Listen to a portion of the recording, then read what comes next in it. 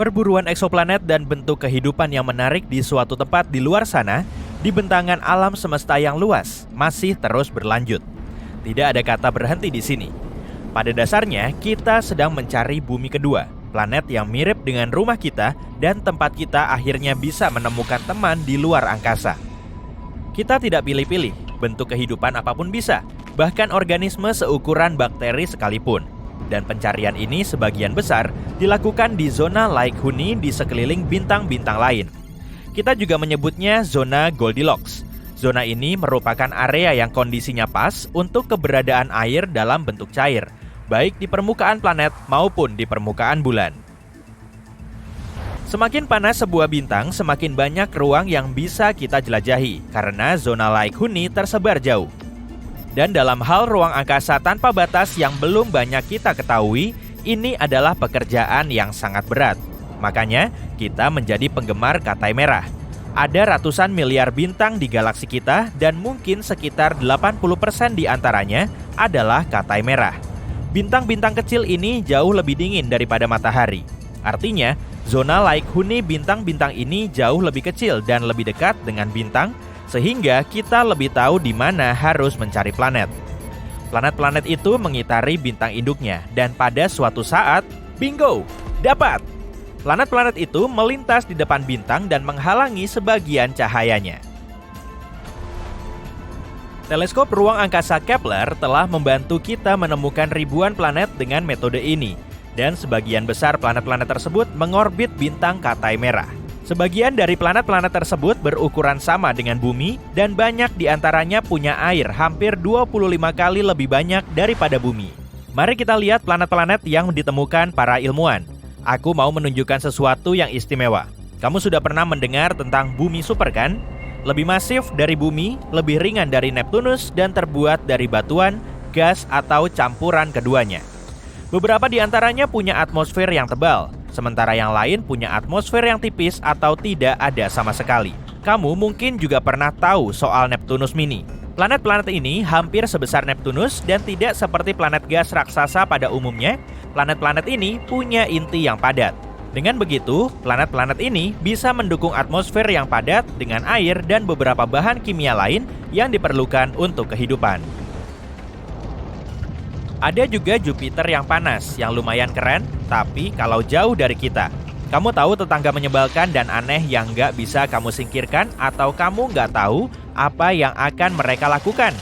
Ya, seperti itulah Jupiter yang panas, dengan gravitasi kuat yang bisa mengganggu kestabilan orbit planet-planet lebih kecil atau benda-benda angkasa lainnya dalam sistem.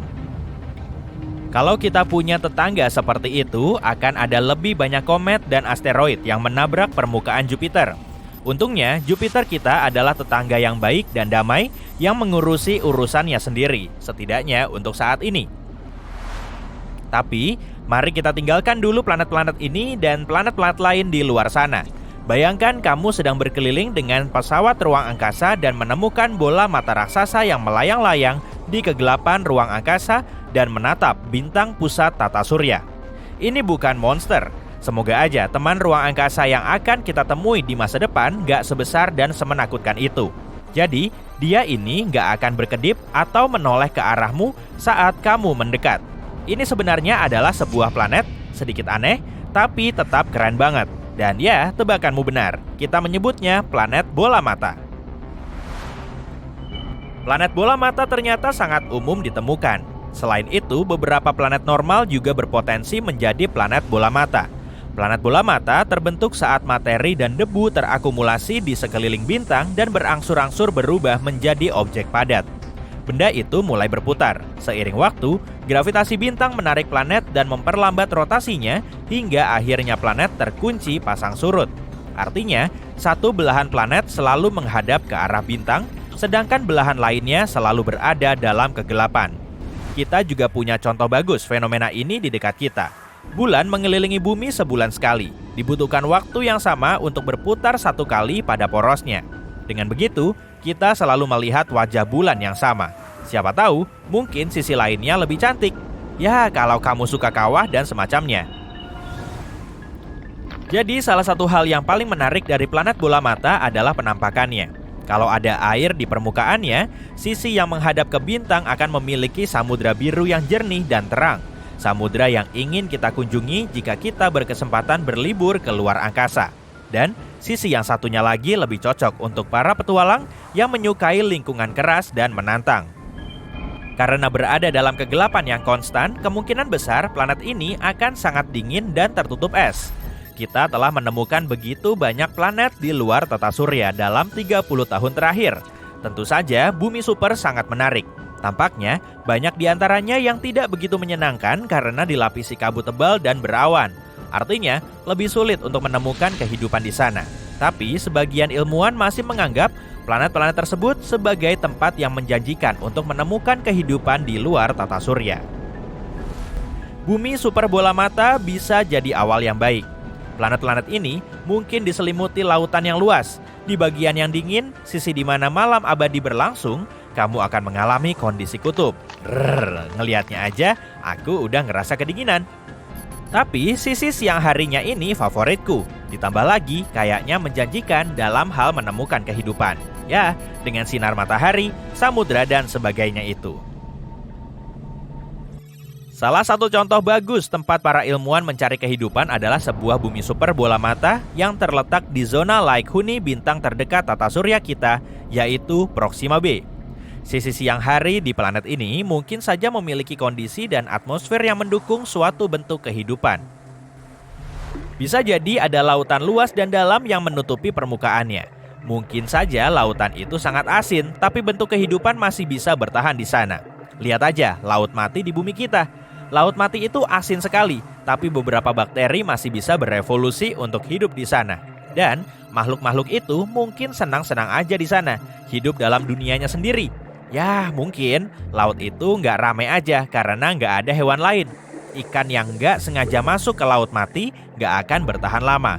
Jadi, sama aja ada kemungkinan bakteri atau bentuk kehidupan lain bisa hidup di lautan yang berpotensi sangat asin di Proxima b. Tapi lautan terbuka di Proxima b bisa jadi rumit. Di sisi gelap planet ini, lautan bisa membeku dan es laut bisa hanyut ke perairan yang lebih hangat. Dengan begitu, lautan akan mendingin dan semakin banyak yang membeku, bahkan di sisi yang cerah sekalipun. Satu-satunya cara untuk mencegah pembekuan global ini adalah dengan menciptakan atmosfer yang mengandung banyak gas rumah kaca seperti karbon dioksida. Atmosfer seperti ini akan memerangkap panas dari permukaan planet dan akan menahannya lepas keluar angkasa, seperti yang terjadi pada Venus, planet terpanas di tata surya. Tanpa atmosfer yang mengandung gas rumah kaca, permukaan Proxima b akan jauh lebih dingin, sehingga ada kemungkinan planet ini akan membeku. Skenario sebaliknya juga bisa terjadi. Air hangat bisa berfungsi sebagai pengangkut panas dari daerah hangat ke daerah dingin. Kita belum tahu banyak tentang kondisi planet ini. Jadi Proxima b bisa aja berubah menjadi gurun yang membeku atau menjadi planet yang panas dan berkabut, tergantung pada banyak faktor.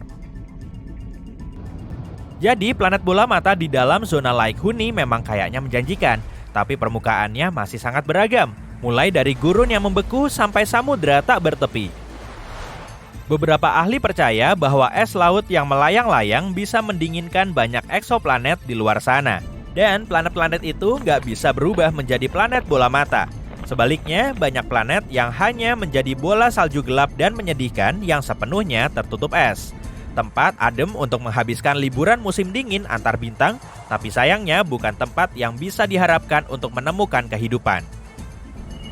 Beberapa penelitian menunjukkan bahwa bumi mungkin telah melalui beberapa tahap bola salju berkali-kali dalam sejarah. Salah satunya terjadi sekitar 2,2 miliar tahun yang lalu, aku belum ada tuh. Sementara tahap bola salju lainnya menghantam planet ini 630 juta tahun yang lalu. Selama fase-fase ini, semua lautan kita yang indah ditutupi oleh salju dan es laut. Bahkan mungkin benua-benua hanya berupa lapisan es yang tebal, setidaknya di permukaan. Oke, cukup deh sama yang dingin-dingin, aku mau bikin coklat panas dulu.